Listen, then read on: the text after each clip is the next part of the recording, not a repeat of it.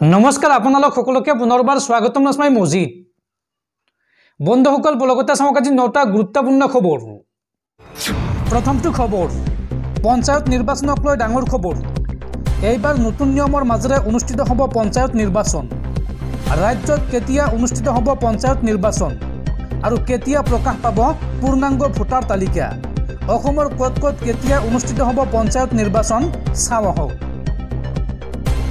খসৰা তালিকা প্ৰকাশৰ পিছতে পঞ্চায়ত নিৰ্বাচনক লৈ বৃহৎ ঘোষণা চৰকাৰৰ 28 ডিসেম্বৰত প্ৰকাশ পাব পঞ্চায়ত নিৰ্বাচনৰ পূৰ্ণাংগ ভোটাৰ তালিকা আৰু জানুৱাৰীৰ প্ৰথমটো সপ্তাহৰ ভিতৰত জাৰি কৰা হ'ব পাৰে নিৰ্বাচনৰ অধিসূচনা দুটা পৰ্যায়ত এইবাৰ নিৰ্বাচন অনুষ্ঠিত কৰিবলৈ নিৰ্বাচনী আয়োগক আহ্বান ৰাজ্য চৰকাৰৰ প্ৰথম পৰ্যায়ত উজনি অসমত নিৰ্বাচন অনুষ্ঠিত কৰিবলৈ আহ্বান আৰু দ্বিতীয় পৰ্যায়ত নামনি অসমত নিৰ্বাচন হোৱাটো বিচাৰে অসম চৰকাৰে শংকৰ সংঘ আৰু অসম সাহিত্য সভাৰ অধিৱেশনৰ বাবে এই আহ্বান চৰকাৰৰ এই মন্তব্য ৰাজ্যৰ পঞ্চায়ত আৰু গ্ৰামোন্নয়ন দপ্তৰৰ মন্ত্ৰী ৰঞ্জিত কুমাৰ দাসৰ উল্লেখযোগ্য যে মুখ্যমন্ত্ৰী হিমন্ত বিশ্ব শৰ্মায়ো পঞ্চায়ত নিৰ্বাচনক লৈ কৰিছিল বিশেষ মন্তব্য পঞ্চায়তৰ সভাপতি আৰু সদস্য পদত এইবাৰ নাথাকিব দলীয় প্ৰতীক 70% দলীয় প্ৰতীকত নহব আৰু 30% দলীয় প্ৰতীকত হ'ব পঞ্চায়ত নিৰ্বাচন জিলা পৰিষদ আৰু আঞ্চলিক পঞ্চায়তত থাকিব দলীয় প্ৰতীক পৰৱৰ্তী খবৰ আপোনাৰ হাতত আছে নেকি 5 টকীয়া মুদ্ৰা দেশত শীঘ্ৰে বন্ধ হ'ব 5 টকীয়া মুদ্ৰা আৰু তাৰ পৰিৱৰ্তে বজাৰলৈ আহিব 30 টকীয়া আৰু 50 টকীয়া মুদ্ৰা ভাৰতীয় ৰিজাৰ্ভ বেংকৰ বৃহৎ সিদ্ধান্ত আপোনাৰ হাতত আছে নেকি 5 টকীয়া মুদ্ৰা শীঘ্ৰে দেশত বন্ধ হ'ব এই 5 টকীয়া মুদ্ৰা ভাৰতীয় ৰিজাৰ্ভ বেংকৰ এই সন্দৰ্ভত ডাঙৰ সিদ্ধান্ত বজাৰৰ পৰা 5 টকীয়া মুদ্ৰা আঁতৰাই নিয়াৰ সিদ্ধান্ত আৰবিআই 5 টকীয়া মুদ্ৰাৰ পৰিৱৰ্তে বজাৰলৈ আহিব 30 আৰু 50 টকীয়া মুদ্ৰা ডাঠ ধাতুৰে প্ৰস্তুত কৰা হয় এই 5 টকীয়া মুদ্ৰা 5 টকীয়া মুদ্ৰাত অধিক ধাতু ব্যৱহাৰ হয় বাবে লোকচানৰ সন্মুখীন হৈছে চৰকাৰ যাৰ বাবে 5 টকীয়া মুদ্ৰা বজাৰৰ পৰা আঁতৰাই নিয়াৰ সিদ্ধান্ত বা যুঁজা চলাইছে ৰিজাৰ্ভ বেংক অফ ইণ্ডিয়াই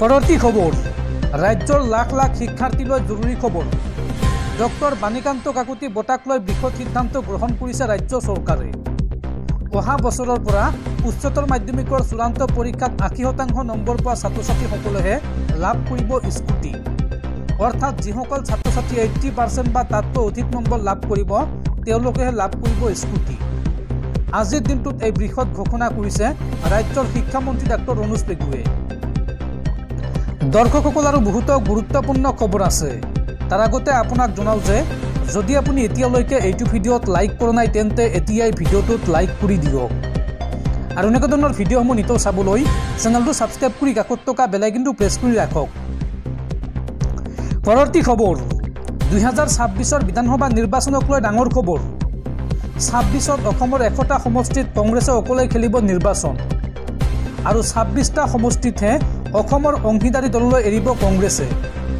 ৰাইজৰ দল আৰু অসম জাতীয় পৰিষদত 8ৰ পৰা 10খনকৈ আসন দিয়াৰ পৰিকল্পনা কংগ্ৰেছৰ পলিটিকেল এফেয়াৰ্ছ কমিটিত এই গুৰুত্বপূৰ্ণ সিদ্ধান্ত গ্ৰহণ কৰা হৈছে আৰু এই সন্দৰ্ভত অখিল গগৈ আৰু লুৰিণ জ্যোতিৰ পৰা সমষ্টিৰ তালিকা বিচাৰিছে কংগ্ৰেছে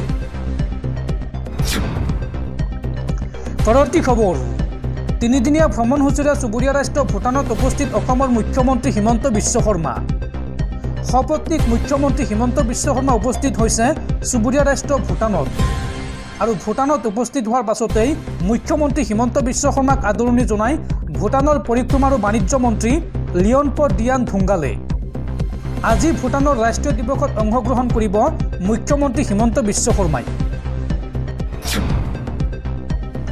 পৰৱৰ্তী খবৰ এইবাৰ পেলেষ্টাইনৰ পক্ষত থিয় হৈছে কংগ্ৰেছ নেত্ৰী প্ৰিয়ংকা গান্ধী পেলেষ্টাইন লিখা বেগ লৈ সংসদত প্ৰৱেশ কংগ্ৰেছ নেত্ৰী প্ৰিয়ংকা গান্ধীৰ পেলেষ্টাইনক সমৰ্থন কৰি এই কাৰ্য কৰিলে সাংসদ প্ৰিয়ংকা গান্ধীয়ে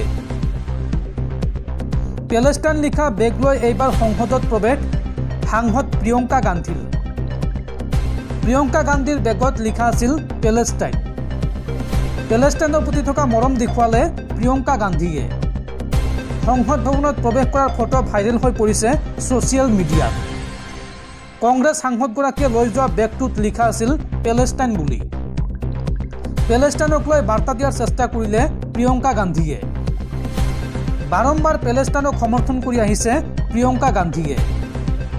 উল্লেখযোগ্য যে পূৰ্বে ভাৰতলৈ অহা পেলেষ্টাইনৰ ৰাজদূত আবু জাজেৰকো সাক্ষাৎ কৰিছিল প্ৰিয়ংকা গান্ধীয়ে আৰু ৱাইনাড সমষ্টিত জয়ী হোৱাৰ বাবে প্ৰিয়ংকা গান্ধীক শুভেচ্ছাও দিছিল পেলেষ্টাইনৰ ৰাজদূত আবু জাজেৰে।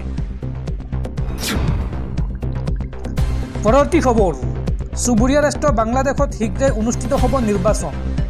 বাংলাদেশৰ সম্ভাৱ্য নিৰ্বাচনৰ দিন ঘোষণা। 2025 চনৰ শেষৰ ভাগত দেশখনত অনুষ্ঠিত হ'ব সাধাৰণ নিৰ্বাচন আৰু তাৰ পিছতে দেশখনত পুনৰ গঠন হ'ব এখন গণতান্ত্ৰিক চৰকাৰ। কিন্তু নিৰ্বাচন অনুষ্ঠিত নোহোৱালৈকে বাংলাদেশত চলি থাকিব মহম্মদ ইউনুছৰ নেতৃত্বত অন্তৱৰ্তীকালীন চৰকাৰ। পৰৱৰ্তী খবৰ, ৰাজ্যৰ লাখ লাখ মহিলালৈ ভাল খবৰ।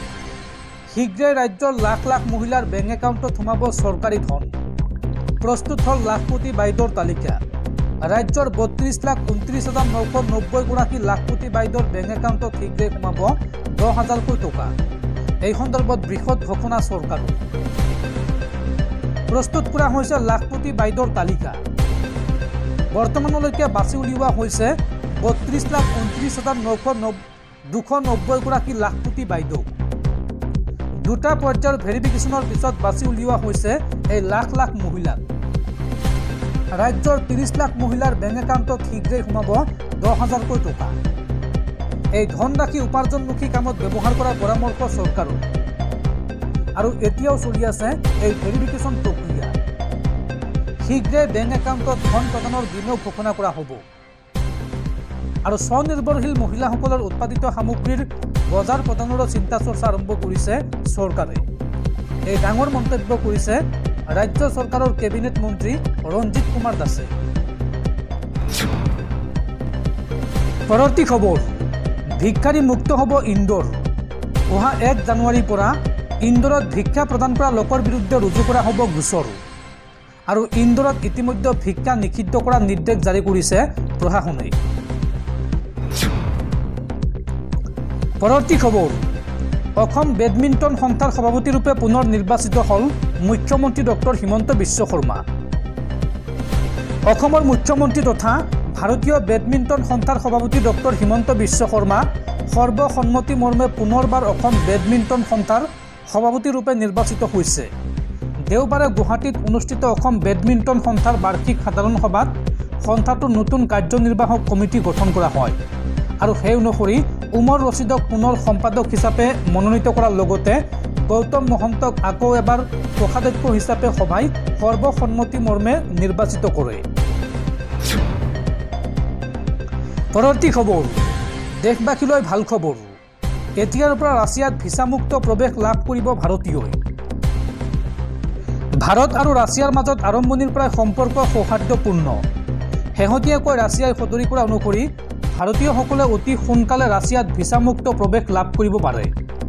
2025 চনত এই ঘোষণা ৰাজহুৱা হোৱাৰ সম্ভাৱনা আছে।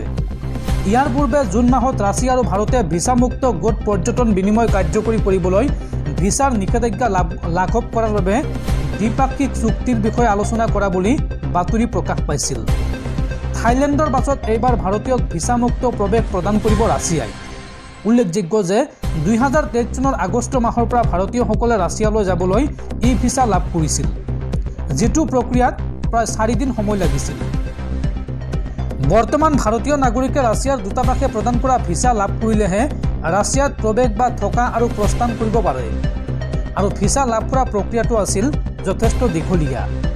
বেছিভাগ ভাৰতীয় পৰ্যটকে ব্যৱসায়িক বা চৰকাৰী উদ্দেশ্যত ৰাছিয়া ভ্ৰমণ কৰে আৰু 2023 চনত অভিলেখ সৃষ্টিকাৰী 60,000 ভাৰতীয়ই মস্কো ভ্ৰমণ কৰিছিল, যিটো 2022 চনৰ তুলনাত 26% বৃদ্ধি পাইছে। সম্প্ৰতি ভাৰতে বিশ্বৰ 62খন দেশলৈ ভিছাবিহীন ভ্ৰমণৰ সুবিধা লাভ কৰি আছে। 2024 চনত হেনলি পাছপোৰ্ট সূচাংকত 82 নম্বৰ স্থানত আছে ভাৰতীয় পাছপোৰ্ট আৰু ভাৰতীয় পাছপৰ্টধাৰীয়ে বৰ্তমান ইণ্ডোনেছিয়া, মালদ্বীপ আৰু থাইলেণ্ডৰ দৰে জনপ্ৰিয় পৰ্যটনস্থলীলৈ ভিছা অবিহনে যাত্ৰা কৰাৰ সুবিধা লাভ কৰি আছে।